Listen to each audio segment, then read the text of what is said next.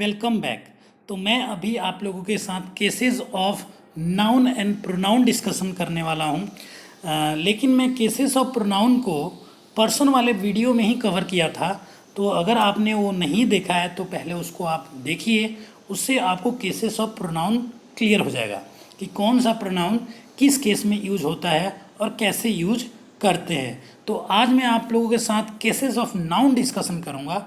और केस को हिंदी में कारक कहते हैं। जैसे कारक को हिंदी में 8 पार्ट में डिवाइड किया गया है और हर कारक को उसके विभक्ति चिन्हों द्वारा पहचाना जाता है। जैसे कर्ता ने, कर्म को, कर्म से के द्वारा, संप्रदान के लिए, आपादान से, संबंध काके की, अधिकरण में और संबोधन है। तो ये सारे जो थे कारक के टाइप्स थे और उन सब के विभक्ति चिन्ह थे। पर इंग्लिश ग्रामर में केस को 4 टाइप में डिवाइड किया गया है। पहला है नॉमिनेटिव केस, जिसको हम लोग सब्जेक्टिव केस भी कहते हैं। दूसरा होता है ऑब्जेक्टिव केस। थर्ड जो है पॉजेसिव केस है और fourth one vocative case. Objective case को 2 पार्ट में डिवाइड किया गया है, accusative case and dative case. ये दोनों ही ऑब्जेक्टिव केस के पार्ट होते हैं। तो आने वाले स्लाइड्स में हम लोग इन सब को एक एक करके कवर करेंगे, ठीक है। तो केसेस शुरू करते हैं, जिसको हिंदी में कारक भी कहते हैं। संज्ञा या सर्वनाम के जिस रूप से उनका क्रिया से संबंध सूचित हो। द फॉर्म ऑफ नाउन और pronoun informs their relation to verb. मतलब क्या हुआ कि संज्ञा या सर्वनाम, नाउन या प्रोनाउन का क्रिया के साथ कैसा रिलेशनशिप है, इसको जो बताता है उसी को हम लोग क्या कहते हैं, केस कहते हैं। तो there are 4 kinds of cases in English grammar. तो पहला होता है नॉमिनेटिव केस, या उसी को हम लोग कहते हैं सब्जेक्टिव केस।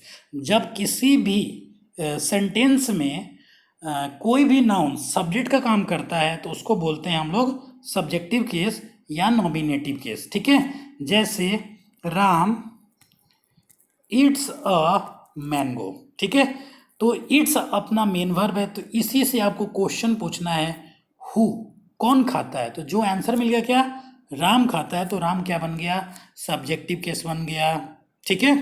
तो सब्जेक्ट का काम नाउन और प्रोनाउन दोनों कर सकते हैं और ऑब्जेक्ट का काम भी नाउन और प्रोनाउन दोनों ही कर सकते हैं, ठीक है। तो उस तरह से ऑब्जेक्टिव केस को 2 पार्ट में डिवाइड किया गया है, accusative case and dative case, ठीक है। कभी सेंटेंस में एक से ज़्यादा ऑब्जेक्ट भी आते हैं।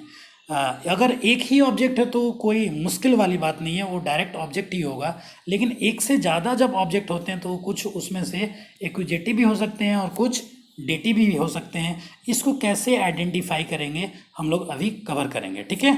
थर्ड है जो पॉजेसिव केस है, जिसको हम लोग कहते हैं जेनेटिव केस, भी संबंध कारक कहते हैं, ठीक है। काके की द्वारा इसको पहचाना जा सकता है। संबंध मतलब कि पोजेशन बताता है। ये पॉजेसिव मतलब पोजेशन, हक या अधिकार की बात करता है, उसको हम लोग पॉजेसिव केस में रखते हैं। और वोकेटिव केस होता है जिससे हम किसी को एड्रेस करते हैं, ठीक है। किसी नाम से, किसी उपनाम से या किसी और वर्ड से हम लोग जब किसी को पुकारते हैं तो उसको हम लोग कहते हैं वोकेटिव केस कहते हैं, ठीक है। तो इन सब को एक एक करके हम लोग कवर करेंगे, ठीक है। तो पहला जो है वो है अपना नॉमिनेटिव केस या सब्जेक्टिव केस। ये तो पता लग गया है कि ये सब्जेक्ट का ही काम करता है, ठीक है। ये सब्जेक्ट को इंगित करता है और जो भी नाउन्स होते हैं उस सब्जेक्ट और ऑब्जेक्ट दोनों का भी काम कर सकता है। प्रोनाउन भी करता है काम सब्जेक्ट और ऑब्जेक्ट का। जैसे एग्जाम्पल देखते हैं, राम हेल्प सीता। तो राम यहाँ पे क्या है कि सब्जेक्ट है, हु हेल्प्स, राम हेल्प। तो राम यहाँ पे सब्जेक्ट है और ऑब्जेक्ट कौन है, सीता यहाँ पे ऑब्जेक्ट है। अगला सेंटेंस, सीता हेल्प्स राम। अब सीता ये दूसरे सेंटेंस में आपका सब्जेक्ट हो गया और राम क्या हो गया, ऑब्जेक्ट हो गया। क्योंकि एक ही नाउन किसी सेंटेंस में सब्जेक्ट भी हो सकता है, किसी और सेंटेंस में ऑब्जेक्ट भी हो सकता है। ये डिपेंड करता है उसके एप्लीकेशन पे, ठीक है। जैसे potatoes are the king of the vegetables, या I do not like potato. तो पहले वाले सेंटेंस में जो पोटैटो है वो सब्जेक्ट है और दूसरे वाले में क्या है, ऑब्जेक्ट है, क्योंकि ऑब्जेक्ट की तरह एप्लीकेशन किया गया है। ठीक है, तो ऑब्जेक्टिव केस क्या होता है, जिसको कर्म कारक भी कहते हैं हम लोग हिंदी में। और ऑब्जेक्टिव केस को जैसे अभी हमने डिस्कशन भी किया था कि टू टाइप्स के होते हैं, एक्यूजेटिव केस और डेटिव केस। एक्यूजेटिव केस को कर्म कारक कहते हैं, और अगर हिंदी में आपको पहचानना हो तो इसकी विभक्ति साइन को होता है। और डेटिव केस को संप्रदान कारक कहते हैं, के लिए या को इसका भी साइन होता है। तो देखिए, किसी सेंटेंस में अगर एक से ज़्यादा ऑब्जेक्ट हैं तो कैसे पता करेंगे कि कौन सा एक्यूजेटिव केस है और कौन सा डेटिव केस है। ठीक है, तो इसको देखते हैं। The direct object of a sentence is called accusative case. ये आपको ध्यान पे रखना पड़ेगा, किसी भी सेंटेंस में जो डायरेक्ट ऑब्जेक्ट होता है उसी को हम लोग कहते हैं एक्यूजेटिव केस, और जो इनडायरेक्ट ऑब्जेक्ट होता है उसको हम लोग क्या कहते हैं, डेटिव केस कहा जाता है। ठीक है, तो किसी भी सेंटेंस में हम कैसे पहचानेंगे कि कौन सा डायरेक्ट ऑब्जेक्ट है और कौन सा इनडायरेक्ट ऑब्जेक्ट है, इसको अगर पता कर लेते हैं तो हमें पता लग जाएगा कि कौन सा एक्यूजेटिव केस है और कौन सा डेटिव केस है। तो direct object indicating things is called the direct object. अगर किसी भी सेंटेंस में एक से ज़्यादा ऑब्जेक्ट आए हुए हैं और जो वस्तु को इंगित करता है, किसको इंगित करता है, वस्तु को इंगित करता है, उसको हम लोग कहते हैं डायरेक्ट ऑब्जेक्ट। ठीक है, मतलब क्या हो गया, जो किसी थिंग को इंगित करे उसको कहते हैं डायरेक्ट ऑब्जेक्ट, और डायरेक्ट ऑब्जेक्ट को कहीं किस केस में रखा जाता है, एक्यूजेटिव केस में रखा जाता है। और जो पर्सन को इंडिकेट करे, पर्सन, एनिमल, लिविंग थिंग्स, उसको हम लोग किस में रखते हैं, पर्सन को जो इंगित करता है उसको इनडायरेक्ट ऑब्जेक्ट कहते हैं, और ये क्या हो जाएगा, डेटिव केस हो जाएगा। इतनी सी बात ध्यान रखनी है और आपको दोनों क्लियर हो जाएगा। ठीक है, एग्जाम्पल लेते हैं। Ram gives me a book. अब इस सेंटेंस में के दो ऑब्जेक्ट है, एक मी भी है और एक बुक भी है। तो बुक क्या है, एक चीज़ है, कोई थिंग है, तो थिंग को किस में रखते हैं, डायरेक्ट ऑब्जेक्ट कहते हैं इसको, और इसको किस में रखते हैं, एक्यूजेटिव केस में। और मी क्या है, मी एक पर्सन है, पर्सन को हम लोग क्या है, किस में रखते हैं, इनडायरेक्ट ऑब्जेक्ट में, और ये होता है डेटिव केस। ठीक है, दूसरा सेंटेंस में my father sent a letter to me. तो यहाँ पे क्या हो गया, मी जो है पर्सन है, तो फिर से ये किस में हो जाएगा, इनडायरेक्ट ऑब्जेक्ट, और ये डेटिव केस होगा। और जो लेटर है वो क्या हो जाएगा, एक वस्तु है, तो इसको लिखेंगे हम लोग direct object accusative case. Clear.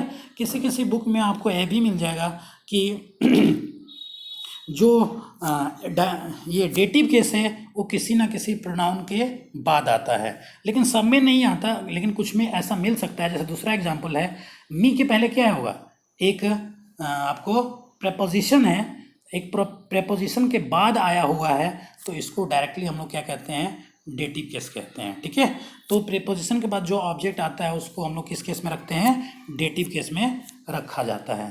तो ये आपको ध्यान रखना है। ठीक है, पॉजेसिव केस क्या होता है, पॉजेसिव केस या जेनेटिव केस भी कहते हैं, ये संबंध बताता है या पोजेशन या अधिकार की बात करता है।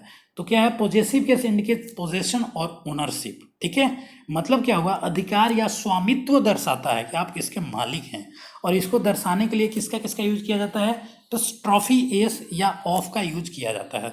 दोनों में से कोई भी यूज कर सकते हैं, एपस्ट्रॉफी एस या ऑफ, लेकिन दोनों का एप्लीकेशन हम लोग अभी देखेंगे कि किसके साथ कौन सा एप्लीकेशन होता है, एपस्ट्रॉफी एस कब लिखते हैं और ऑफ का यूज कब किया जाता है। ठीक है, एक नोट देखते हैं, generally we use apostrophe S with living beings और एनिमल, मतलब किसी भी जीवित प्राणी या जानवरों के साथ किसका यूज किया जाता है, एपस्ट्रॉफी एस का यूज किया जाता है। और ऑफ का जो यूज होता है वो नॉन लिविंग थिंग्स के लिए होता है, जो जीवित प्राणी नहीं हो या छोटे छोटे एनिमल्स हों, क्रीचर्स हों, जीव हों, उनके साथ भी क्या यूज किया जाता है, ऑफ का यूज किया जाता है पोजेशन या संबंध बताने के लिए। ठीक है, तो इसका एक एग्जाम्पल देखते हैं। यहाँ पे देखिए, राम एक लिविंग बीइंग है, तो राम्स बुक लिखेंगे, बॉयज स्कूल लिखेंगे, स्टूडेंट्स विल लिखेंगे।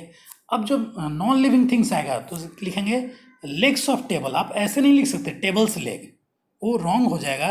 कलर ऑफ वॉल लिखेंगे नहीं कि वॉल्स कलर, वो आपका रॉन्ग हो जाएगा। ठीक है, नोट 1 देखते हैं। If nouns living beings are in their plural form having s at the end then we only use apostrophe at the end of word. कह रहा है कि किसी भी जीवित प्राणी वाले नाउन में आखिरी में एस ऑलरेडी हो तो सिर्फ अपस्ट्रॉफी का यूज करके हमें पॉजिटिव केस बनाते हैं। जैसे यहाँ पे देखिए, काउज मिल्क गर्ल्स ड्रेस, यहाँ पे काउज और गर्ल्स दोनों ऑलरेडी प्लूरल फॉर्म में हैं और उनके आखिरी में एस ऑलरेडी आया हुआ है, तो सिर्फ अपस्ट्रॉफी यूज करना है, अपस्ट्रॉफी एस का यूज नहीं करना है। ठीक है, इन पॉजिटिव केस। सेकेंड जो नोट करना है कि if a singular noun ends with S E double S C E और उसके बाद क्या यूज हो, सेक का यूज हो, तो हमें सिर्फ अपस्ट्रॉफी का यूज करना है, अपस्ट्रॉफी एस का यूज नहीं करना है। जैसे गॉडनेस सेक या कॉन्सेंस सेक। ठीक है, तो यहाँ पे अपस्ट्रॉफी का यूज होगा, अपस्ट्रॉफी एस का यूज नहीं होगा। ठीक है, तो अब हम लोग देखेंगे where to use apostrophe s, कहाँ कहाँ पे अपस्ट्रॉफी का यूज हम लोग करते हैं और इसका हिंदी में मतलब क्या होता है, का संबंध दिखाने के सेंस में होता है। ठीक है, ह्यूमन और एनिमल के लिए क्या यूज होता है, अपस्ट्रॉफी एस का यूज होता है, वो भी सिंगुलर में। प्लूरल में तो सिर्फ अपस्ट्रॉफी का ही यूज करेंगे। जैसे man's arm, horse head, dog's tail, ये सारे एनिमल और ह्यूमन हैं और लिविंग बींग्स हैं, तो इनके लिए हम लोग क्या यूज़ किया, अपस्ट्रॉफी एस का यूज़ किया। जैसे मैंस आर्म आदमी का हाथ, ठीक है, भुजाएं, हॉर्स हेड घोड़े का सिर और डॉग्स टेल मतलब कुत्तों का पूंछ। तो इस तरह से संबंध बताने के लिए अपस्ट्रॉफी एस का यूज होता है। और सिर्फ लिविंग बीइंग और एनिमल्स के लिए ही नहीं यूज होता, नॉन लिविंग थिंग्स के लिए भी अपस्ट्रॉफी एस का यूज किया जाता है। जैसे देखिए नीचे, नेचर्स ब्यूटी। अब जो ये जो नॉन लिविंग वर्ड्स हैं, जैसे नेचर हुआ, जैसे फॉर्चून हुआ, ये सिर्फ इंसानों के लिए यूज होता है, लिविंग बींग्स के लिए यूज होता है, इसीलिए इनके साथ भी अपॉस्ट्रोफी एस का यूज होता है। तो नेचर्स ब्यूटी, फॉर्चून्स फेवरेट, तो यहाँ पे इसको ध्यान रखना है। उसके बाद क्या है, टाइम बताने वाला समय, स्पेस जगह, वेट और मनी इंडिकेट करने वाले नाउन के साथ भी अपॉस्ट्रोफी एस का यूज होता है। ठीक है, जैसे टाइम इंडिकेट करने वाले और डे जर्नी, एक दिन का जर्नी, तो वहाँ पे का इंडिकेट करने के लिए क्या यूज करेंगे, अपॉस्ट्रोफी एस का यूज करेंगे, ऑफ का यूज नहीं करेंगे। अ मोमेंट्स डिले, एक क्षण का डिले हो गया तो यहाँ भी अपॉस्ट्रोफी एस आएगा। अ मंथ्स लीव, एक महीने की छुट्टी, तो ऐसे केसेस में टाइम बताने के लिए अपॉस्ट्रोफी एस का यूज किया जाता है। स्पेस बताने के लिए, स्पेस जगह, जैसे अ स्टोन्स थ्रो मतलब एक जितना हम पत्थर फेंकते हैं उतना दूर। अ बोट्स लेंथ मतलब एक बोट के बराबर का लंबाई।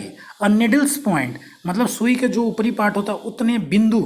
तो ऐसे केसेस में जो स्पेस बताते हैं वहाँ पे पॉजेसिव केस में अपॉस्ट्रोफी एस का यूज किया जाता है। वेट, नापतोल के केस में भी क्या यूज होता है, अपॉस्ट्रोफी। जैसे 3 पॉन्ड्स, अब 3 प्लूरल है तो पॉन्ड्स प्लूरल आ गया इसके साथ, तो आखिरी में सिर्फ हमने अपॉस्ट्रोफी लगा दिया। 3 पॉन्ड्स वेट और ग्राम्स वेट, ये नापतोल वाली बात है, वेट का है, तो यहाँ पे अपॉस्ट्रोफी एस का यूज हुआ है। ठीक है, लेकिन ये सारे नॉन लिविंग थिंग्स हैं। मनी भी नॉन लिविंग है, फिर भी इसके साथ क्या होता है, अपॉस्ट्रोफी एस का यूज होता है। और रुपीज़ वैल्यू और डॉलर्स वर्थ, तो डॉलर अमेरिका का करेंसी है, रुपीज़ इंडिया का करेंसी है, तो इनकी वैल्यू और वर्थ बताने के लिए क्या होगा, पॉजेसिव केस का यूज होगा, ना कि ऑफ का यूज होगा। ठीक है, तो डिग्निफाइड नेचुरल ऑब्जेक्ट्स को बताने के लिए, जैसे बहुत ज़्यादा गरिमा प्रभावशाली, जो वर्ल्ड में यूनिक हो, जो एक ही हो दुनिया में, ऐसी चीज़ों को बताने के लिए भी क्या होता है, अपॉस्ट्रोफी एस का यूज किया जाता है। या ऐसी चीज़ों के साथ अपॉस्ट्रोफी एस का यूज किया जाता है। जैसे सन्स रे, सन क्या है, दुनिया में एक ही है, तो उसके पहले दी लगाएंगे, दी सन्स रे, सूर्य का प्रकाश। द अर्थ एटमोसफेयर, यहाँ पे भी हेवेंस विल और द रिवर्स बैंक। तो ऐसे डिग्निफाइड चीज़ों के लिए हम लोग क्या यूज करते हैं, नॉन लिविंग थिंग्स के बावजूद भी इनके साथ अपॉस्ट्रोफी एस का यूज होता है। ठीक है, स्पेशल अराइवल और डिपार्चर, विशेष आगमन प्रस्थान के केस में भी हम लोग क्या यूज करते हैं, अपॉस्ट्रोफी एस। आप किसी का बड़ा ही देर से इंतज़ार कर रहे हैं, कोई एक्साइटमेंट है या किसी सेलिब्रेशन की बात हो, कोई आने वाला है या कोई जाने वाला है, तो ऐसे स्पेशल केसेस में हम लोग क्या, जो ट्रेन और जो भी सीप, जिस भी व्हीकल से आना जाना होता है, उसमें हम लोग अपॉस्ट्रोफी एस का यूज करते हैं, मतलब स्पेशल अराइवल और डिपार्चर के लिए। तो क्या कैसे होगा एग्जाम्पल, दी ट्रेन्स अराइवल, ठीक है, दी शिप्स डिपार्चर। तो ऐसे केसेस में मतलब स्पेशल सिचुएशन हो, स्पेशल कंडीशन हो, वहाँ पे अराइवल और डिपार्चर इंडिकेट करने के लिए हम लोग एपोस्ट्रोफी एस का यूज करते हैं, ना कि ऑफ का यूज होता है, ठीक है। तो आगे देखते हैं some important facts about the usages of the apostrophe s. कुछ फैक्ट्स हैं जिसको आपको ध्यान रखना है, ये पेपर के लिए बहुत ही इंपॉर्टेंट होता है। जैसे we do not use apostrophe s with two consecutive noun, दो लगातार संज्ञाओं के साथ एपोस्ट्रोफी एस का यूज नहीं होता है। एग्जाम्पल से आपको क्लियर होगा ये, जॉन्स वाइफ्स हैंडबैग। अब यहाँ पे दो दो एपोस्ट्रोफी आपने यूज कर लिया, जॉन के साथ भी और उसकी वाइफ के साथ भी, तो ये क्या हो गया, गलत हो गया। कॉमन एरर में ऐसे क्वेश्चन आ जाते हैं। तो दो दो लगातार नाउन के साथ में एपोस्ट्रोफी दोनों में नहीं यूज होता है, तो इसको करेक्ट कैसे करेंगे, handbag of John's wife. Clear. दूसरा जो है, if two nouns are closely related then apostrophe s is added with the last noun. अगर दो रिलेशन हो दो पर्सन में और उसमें आपको एपोस्ट्रोफी यूज करना है, तो आखिरी वाले में वो रिलेटेड होना चाहिए, ठीक है।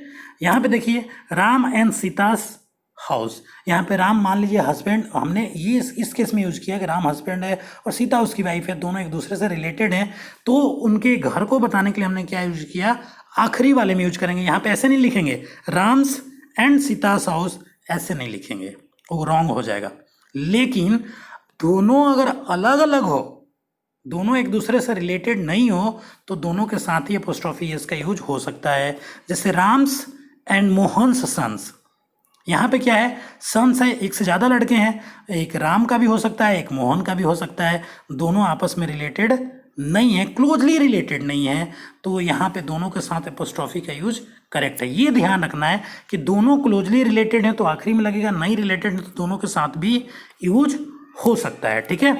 अब apostrophe s is use eight the end of compound noun. मैंने पहले सिंगुलर प्लूरल के रूल में, कंपाउंड नाउन में जब हम सिंगुलर से प्लूरल बनाते हैं तो मेन वर्ड में हम लोग ऐड करते थे सिंगुलर टू प्लूरल, यानी एस या ई एस के ऐड कहाँ करते थे, main word of compound noun. But जब पॉजेसिव केस की बात करते हैं, जब हमें पोजीशन बताना होता है, तो एपोस्ट्रोफी एस उस कंपाउंड नाउन के आखिरी में किया जाता है, ना कि main word of compound noun. तो ये बहुत ही कन्फ्यूजन हो जाता है। सिंगुलर प्लूरल जब हम बनाते हैं तो main word of compound noun को सिंगुलर और प्लूरल बनाते हैं, और जब पॉजेसिव केस में बात करते हैं तो पॉजेसिव एपोस्ट्रोफी एस का यूज उस कंपाउंड नाउन के आखिरी में, mother's in loss, government of India's plan, तो देखिए सबसे आखिरी में लगा हुआ है, ठीक है। तो इसको आपको बहुत ही केयरफुली हैंडल करना है। अब जो जितने भी बॉडी वाले होते हैं, एनीबॉडी, समबॉडी, नोबॉडी, एवरीबॉडी, जितने भी होते हैं, no one, everyone, each other, इनके साथ भी आप, एनीबॉडी के साथ भी आप क्या एपोस्ट्रोफी एस का यूज कर सकते हैं, ठीक है। इनके साथ भी एपोस्ट्रोफी एस का यूज होता है पॉजेसिव केस बताने के लिए। एग्जाम्पल देखिए, both likes each others idea, तो यहाँ पे ईच अदर के आखिरी में क्या लगा है, एपोस्ट्रोफी एस, एक दूसरे के आइडिया को पसंद करते हैं, तो यहाँ पे अदर्स होगा, ठीक है। Ram follows my order and nobody else, तो नो बडी एल्स, एल्स एक साथ आया हो तो आखिरी में एल्स के साथ में एपोस्ट्रोफी एस लगता है, और उससे उसका पोजीशन पता लग जाएगा। तो Ram follows my order nobody else, ठीक है, ये करेक्ट है। अगला क्या है, I do my work alone, it's nobody else business, nobody's business, तो ऐसे यूज करते हैं यहाँ पे। अगर नो बडी भी यूज हुआ हो, ये मेरा वर्क है और ये किसी का बिजनेस नहीं है, किसी से रिलेटेड नहीं है, तो ऐसे केसेस में नो बॉडीज हम लोग यहाँ पे यूज करेंगे, इसी में एपोस्ट्रोफी एस का यूज करेंगे। ये किसी का मतलब रिलेशन बताने के लिए एपोस्ट्रोफी एस का यूज करेंगे, ठीक है। जो अगला है, फिफ्थ है इसका, जो वो है कि एक स्ट्रक्चर है और इस स्ट्रक्चर के साथ भी एपोस्ट्रोफी एस का यूज किया जाता है। क्या स्ट्रक्चर है कि पहले अ का यूज हो, उसके बाद नाउन, उसके बाद ऑफ, और अगेन नाउन का यूज हो, तो एपोस्ट्रोफी एस का यूज उसके आखिरी वाले नाउन के साथ होता है, और दोनों का बड़ा ही अच्छा एप्लीकेशन हो जाता है। तो देखते हैं यहाँ पे, अ फ्रेंड्स ऑफ माई फादर्स, बिल्कुल करेक्ट है। यहाँ पे अ हो गया, फ्रेंड नाउन है, ऑफ आ गया, और फादर फिर से क्या आ गया, नाउन आ गया, तो आखिरी में एपोस्ट्रोफी एस का यूज करेंगे। ए शर्ट ऑफ राम, राम का, देखिए इसके मीनिंग में काफ़ी कन्फ्यूजन होता है। जैसे तीसरा एग्जाम्पल मैं इसी को क्लियर करने के लिए लिखा हूँ कि रमेश का एक तस्वीर चोरी हो गई, तो हम क्या बनाएंगे, a picture of Ramesh was stolen, किसी के द्वारा चोरी कर लिया गया, तो एक पिक्चर था उसके पास और एक चोरी हो गया। लेकिन अगर आप ऐसे बनाते हैं, रमेश के पास की तस्वीरों में से एक चोरी हो गया, तो उसको हम लोग एपोस्ट्रोफी से बनाते हैं, a picture of Ramesh was stolen, मतलब उसके पास बहुत सारी तस्वीरें थीं, उसमें से एक चोरी हो गया, तो वहाँ एपोस्ट्रोफी एस लग जाएगा, और सिर्फ एक ही था, एक चोरी हो गया, तो सिंपल सेंटेंस बन जाएगा। तो इसको ध्यान रखना है, ठीक है। नेक्स्ट देखते हैं। नेक्स्ट है हमारा वोकेटिव केस, किसको कहते हैं, ठीक है। वोकेटिव मतलब जो जिससे हम लोग किसी को संबोधित करते हैं, किसी को पुकारते हैं। The vocative case is a noun use for addressing, किसी को संबोधित करने के लिए क्या यूज होता है, आपको वोकेटिव केस यूज होता है। तो कई बार इसके वोकेटिव केस के आगे एक्सक्लामेशन साइन भी लगता है, और कई बार सिर्फ कॉमा से भी काम चल जाता है। तो इसका कोई पर्टिकुलर रूल नहीं है कि केवल आपको एक्सक्लामेशन लगाना है, एवरी टाइम केवल कॉमा ही यूज करना है, दोनों ही यूज होता है, ठीक है। देखिए यहाँ पे पहला डॉटर कॉमा है, यू मस्ट बी केयरफुल, तो यहाँ पे बेटी को, लड़की को इंडिकेट किया जाता है कि आपको केयरफुल रहना चाहिए, तो एक संबोधन के लिए डॉटर यूज किया गया है। आप डायरेक्ट भी बोल सकते हैं यू मस्ट बी केयरफुल, लेकिन आपने कहा daughter you must be careful, तो यहाँ पे जो डॉटर वर्ड है ये है वोकेटिव केस। दूसरा देखते हैं, do you love me Ramesh, तो यहाँ पे है, देखिए डू यू लव मी तो सिंपल सेंटेंस है, आप ऐसे भी पूछ सकते हैं, लेकिन एक उसको पर्टिकुलर को हमने एड्रेस कर दिया, तो ये बन गया वोकेटिव केस। थर्ड क्या है, friends here I am to help you, दोस्तों मैं यहाँ आपकी मदद के लिए हूँ, तो जो दोस्तों वर्ड है वो भी क्या होगा, वोकेटिव केस में आएगा। जैसे idiots stand up on the bench, तो जो पहला वाला पार्ट है इडियट, तो ये भी क्या हो जाएगा, वोकेटिव केस होगा। और फिफ्थ नंबर क्या है, हे रमेश कम हियर, आप यहाँ पे एक्सक्लामेशन के द्वारा भी इसको इंडिकेट कर सकते हैं, ठीक है। तो हे रमेश यहाँ पे क्या हो गया, वोकेटिव केस हो गया। तो ये पूरा केसेस ऑफ नाउन, होप आपको सारे ये क्लियर हो गए होंगे। And thank you so much for watching this video. Thank you.